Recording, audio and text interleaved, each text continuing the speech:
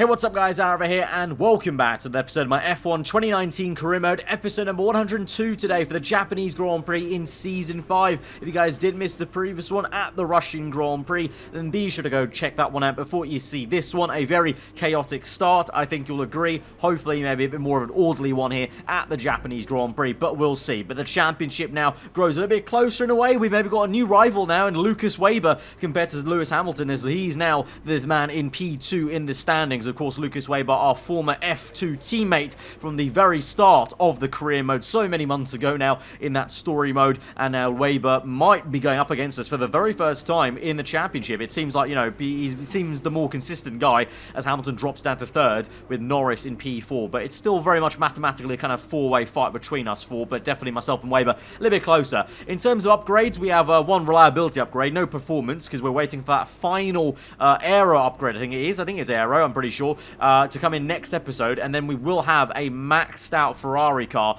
next time out for the Mexican Grand Prix. But for now, just reliability upgrade on the internal combustion engine, because that was a little bit worn in terms of the parts we have, and I probably have to take one more sequence of some penalties, I would say, at some point this season, so just looking out for that. In terms of weather, no rain forecast, all nice and sunny, so that's all good, and thankfully no other teams already upgrade going into this weekend, so it really just will be a case of what car suits this circuit more compared to any team kind of making a jump because they've made upgrades already. So it's all going to be quite close though, as it has been the entire season. You know, a few tenths covering the entire field at times, it seems like in Q3 at least. So let's just see how we do on Saturday and go into qualifying. Welcome to Japan and the impressive Suzuka track for today's qualifying session, where we should be underway shortly. Now then, Anthony Davidson, you're not getting any younger, but you have been involved in your fair share of qualifying sessions in an illustrious 30-year career. How do you deal with the pressure when you have that one chance to deliver a perfect lap? It's not so much about dealing with the pressure, it's more about how you approach the risk and just how much of it are you willing to take. You're constantly balancing the car on the edge of grip from braking, cornering and traction, and over the course of a lap, it's easy to get that balance wrong, and that's why achieving the perfect lap is almost impossible. As you say, I've been doing this 30 years now, and it never gets any easier. Right, here we are then delving into our Q1 run in our first flying lap here. Got Lando Norris in sector 1, going to hold us up a little bit here, quite awkwardly as we come through the next left-hander. Very, very close margins between our front right tyre and his entire left-hand side of the side pod and the tyres there. So that could have been a little bit of an awkward contact there and a spin for us if we didn't get that pinpoint correct there. A few pixels away from making contact. But we make it through and we will finish out the lap. Pretty tidy last sector there as we come through over the bump in the last corner, as ever, throwing me off a little bit. And we move to the right-hand side, shortest run to line, and it will be P1 there at the time of setting it. At the end, it'll be P9, but myself and Russell quite close together, so it seems like, I don't know, maybe that's where the car is, but again, with time and time again, the Ferraris, you know, started off slow in Q1 and got faster and faster as we go through into Q2 and Q3, but at least good to see myself and Russell equally matched as ever. It's always good to kind of be matching Russell. Obviously last race is race winner, so Russell will be coming into this race with a lot of momentum, I feel, but now we're through into Q2 then as the sun starts to come down a little bit here in Suzuka. Then our first flyer in this second session, tidy, decent first sector. Last sector getting a bit of a long-range tow, maybe, from the car ahead. Not really, I guess, but as we go into the chicane, then it's Danica Fiat in the Alfa Romeo. A bit of a lock-up, though, in the front right, and that massively loses us. About maybe, I would say, 2/10 at least there, because I didn't get a tight turn in, and then the momentum was all lost through that chicane. So across the line, it's only P11 there, but that's also where Russell is. So that's a little bit alarming to say that, okay, it hasn't improved from Q1. It seems like that's where our car is, because we are now P11 and 12 for both Ferraris there. So we have to go out again in the last 4 minutes of this qualifying session. But it seems like that is genuinely where the car is. Hamilton's even down P13. Don't know what's going on. And into turn 1 we go. And Russell is there on his outlap and holds us up there. And that has completely ruined everything in our plans there. That is our run gone. And that is it. We've only got 1 minute left of the session. And that is not enough time to get back into the pit lane and go again. And of course, these are the tyres we have to start on, so I wasn't going to go for a whole nother lap on the same set of tyres there. So Russell's completely ruined our entire qualifying day there. And so once again, it looks like we might find ourselves outside the top 10 for the start of a Grand Prix twice in a row now, from Russia to Suzuka. And there's confirmation. We're down P13. Russell, annoyingly, does get up into P10, into the top 10 shootout. So even after all that, he gets through, which is even more annoying for us then. So that's really the first time ever this season myself and Russell as teammates in Ferrari have had any sort of issues. There has been no, nothing close to a kind of Ferrari civil war or anything like that. It's been all very kind of nice. Obviously, I said I was very happy for him to win the last race there because it's been kind of overdue in a way, but that was just so frustrating, not needed from him. He's on an outlap. He should be told that I'm coming his way on a fast one, and instead he just takes turn one like normal, like a little lemon, and we have to kind of take avoiding action. So that's us now fighting up the order. We've got Hamilton, Weber, and Norris ahead of us on the grid, so we're on the back foot once again, but this time it's even before the 5 lights go out. So let's try and make the most of it. Hopefully have a clean start this time round and try and make some positions early on in the race. Let's go to the grid. We're live today from the Mie Prefecture of Japan as we look forward to the Japanese Grand Prix. The 2015 race here was one of only 5 Grand Prix in history to feature no retirements at all. Although with the highly competitive field we have today, I don't expect we'll be repeating that stat anytime soon. 18 corners make up a lap of the incredible figure-of-8 Suzuka circuit, with 10 to the right and 8 to the left, for a distance of 3.6 miles. Average lap speeds around here are fairly quick. If it stays dry, then expect somewhere in the region of 136 miles per hour.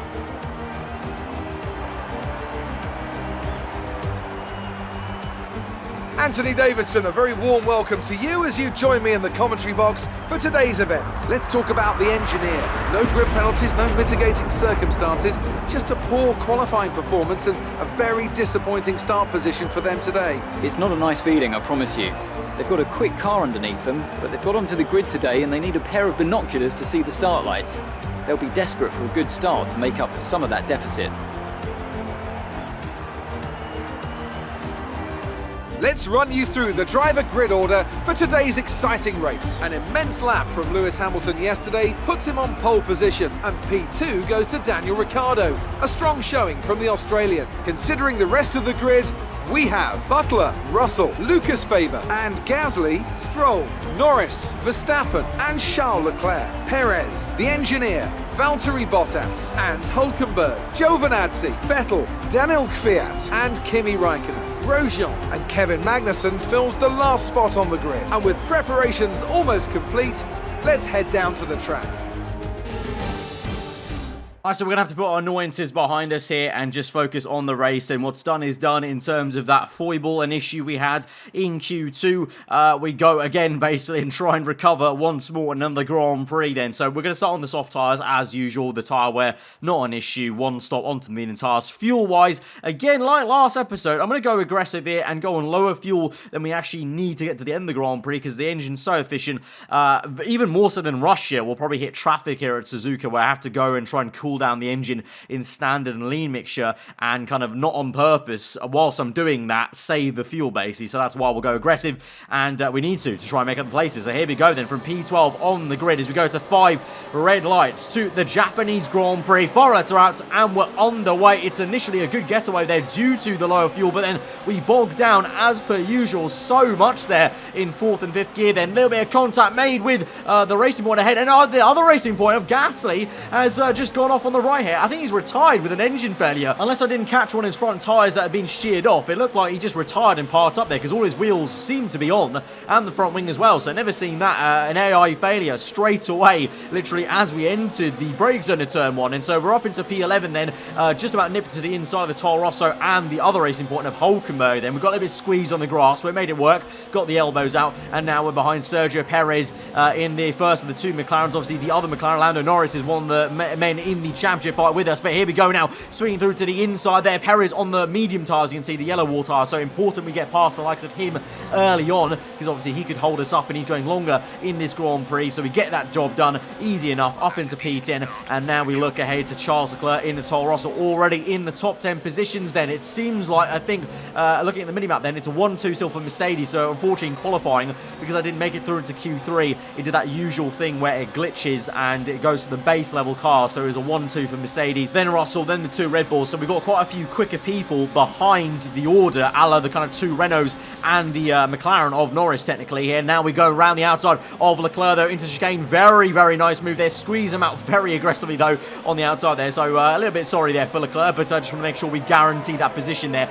Yeah, nice little move there. Able to carry the speed in 130R a little bit more than him. Speaking of Lando Norris, a little bit earlier though, he makes a move and look at that. Look at that camera angle. That was 3 2x2 moves there. You had 3 different battles. All 3 of them were side by side in 130R. Absolutely spectacular camera angle that was. I think looking at it, all went by in quite a blur, but I think that was Russell overtaking Ricciardo for P2. Then you had Weber overtaking one of the Red Bulls, and then vice versa, the Norris overtaking the other one then, of Stroll I think that is, who's just up ahead of Verstappen. Verstappen tries to go for a move. We get very close, but you can see there, a little bit early on the brakes on purpose, because I didn't really know where Verstappen was going to go. You don't want to be diving in at turn 1, one of the worst places to try and make a late lunge for a move, so just took it easy. But here you go, confirmation there. Hamilton is in the lead of this Grand Prix then, so one of our championship rivals dominating so far. Then Russell, my teammate in P2, then Ricciardo, then you've got Lucas Weber ahead of Butler, and then you've got Norris ahead of Stroll, Verstappen, and then myself. So that's the full rundown down to P9. So we've got yellow flags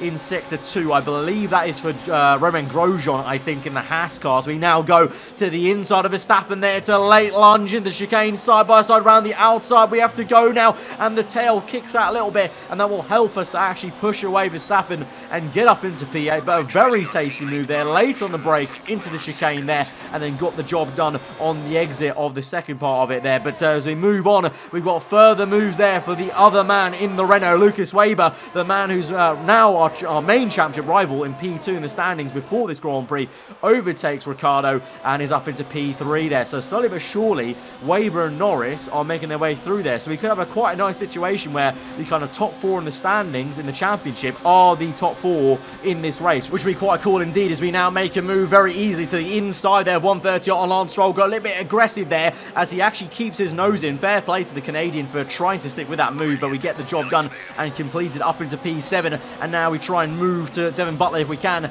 on lap number 7 here. But you can see, Verstappen now going for a move on Stroll there, so maybe Verstappen will finally get past the Canadian. He's been stuck behind for a while, and now there's a spinner. Ricciardo, oh my lord, we just about avoid him there as the understeer, the natural understeer of my car in turn 1 anyway. My usual line kind of goes out wide anyway, and I have to try and tuck in tighter.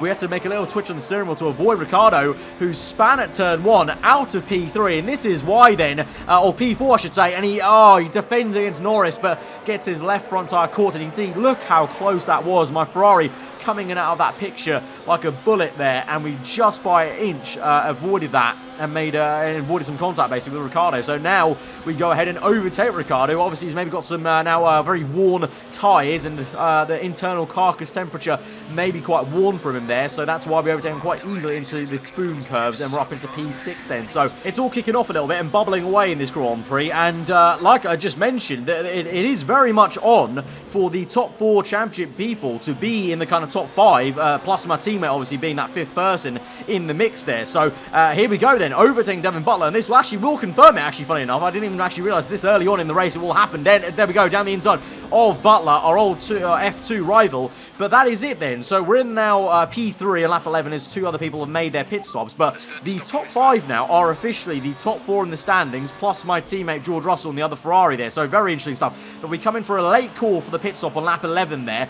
because actually my team, my engineer asked me to come into the pit stops on lap 13. I said yes to that. But then I saw that George Russell was continuing on for this lap, and my tyres were pretty worn, so I thought I'd go for the undercut, try and get it. So here we are now onto the medium tyres, a little bit earlier than scheduled then, or at least earlier than my engineer wanted me to come in for. But now we're out in P9 behind Raikkonen and the likes of Giovinazzi, who are, I didn't expect to be here, to be honest. So I don't know what this traffic's for, because Raikkonen is on a set of soft tyres, so at least unless that's how slow he's been in this Grand Prix, I don't understand how he is here then in terms of his strategy. He really just must be that slow in this Grand Prix then. So we've got to try and get past the traffic then of Raikkonen and Giovinazzi. So this just might put a damper on that undercut plan I had actually, because we might lose some time here because we're going to awkwardly catch them in Sector 2, which is a difficult place to pass really. It would have been ideal to kind of catch them at the back straight there, but they were a bit too close to us on the track as we now go for the dive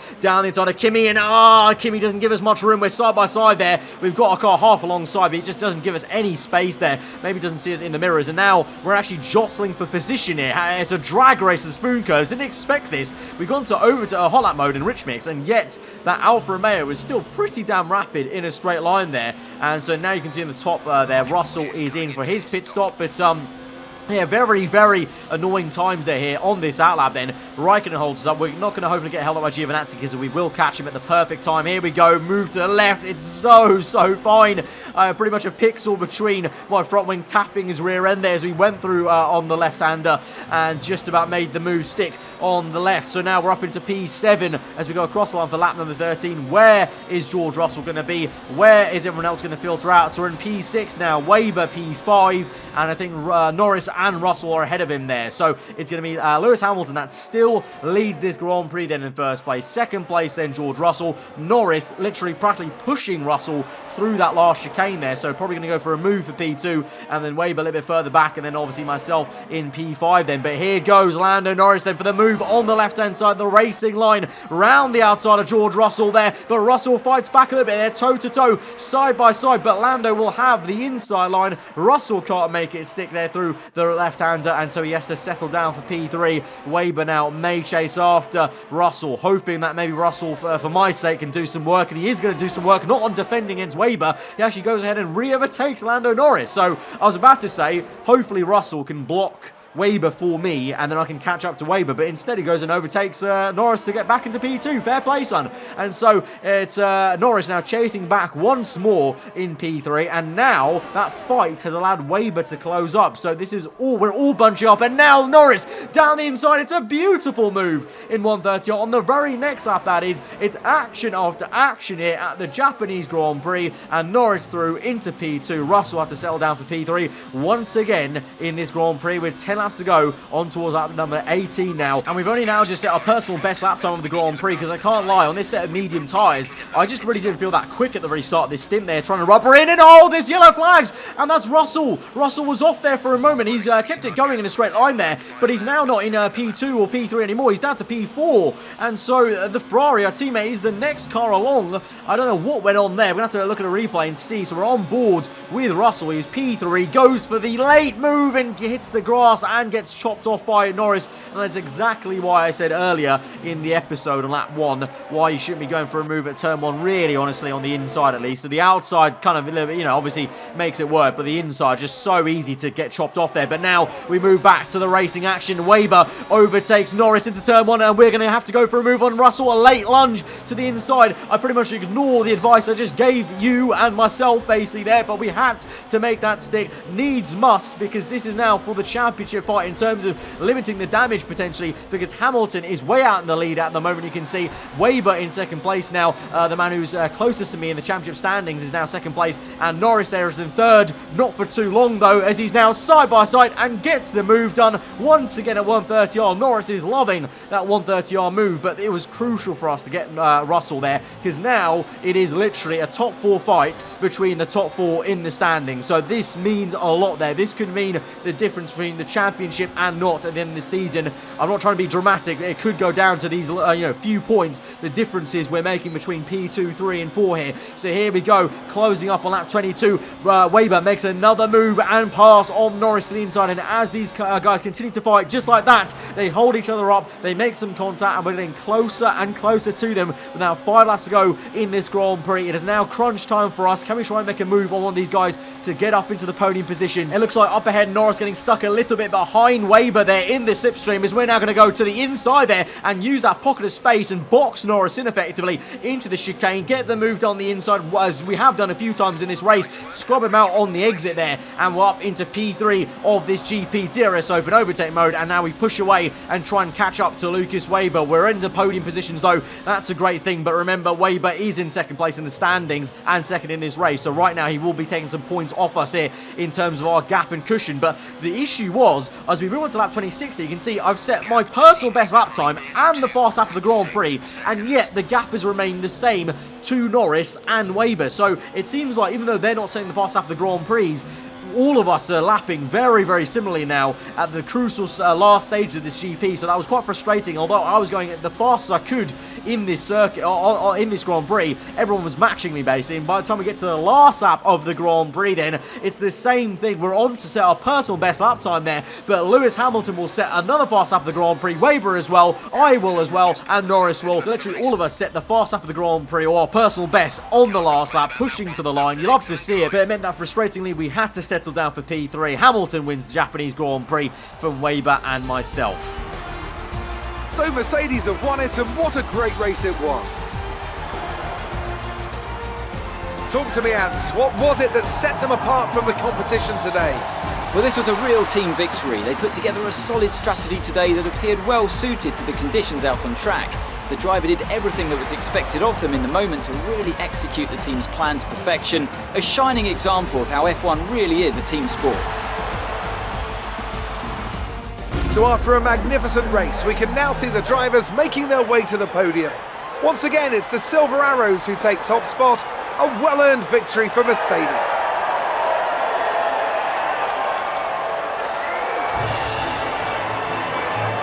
So there we have it, very nicely, like I mentioned a few times there in that episode. The top four in the standings were the top four in the race, not in the same order, but the same top four drivers there. So lovely to see in terms of, you know, that's the kind of dream you kind of want almost in Formula 1. In the back end of the season, the kind of top guys fighting for the championship are fighting each other for the topmost positions there. But it means that we do get the gap reduced in the championship. Then Weber now is still second place, Hamilton still third, but the gaps now are so much smaller. And Norris, you could say, I think he's an outside chance. It looks like more so it's a three-way fight, to be honest, but mathematically Norris could still get into it, but it looks like a concrete fight between myself, Weber and Hamilton, and we've only got, remember, 4 rounds I think it is left of this season, so it very much is crunch time, the last part of this season. So now we're now thinking about the championship. I haven't really thought about it so far up until maybe last episode, and now definitely so after this race with all 4 of us fighting there. But despite the points gaps closing up, obviously we're still first place, so we're in the driving seat. We're the ones that can kind of control it a little bit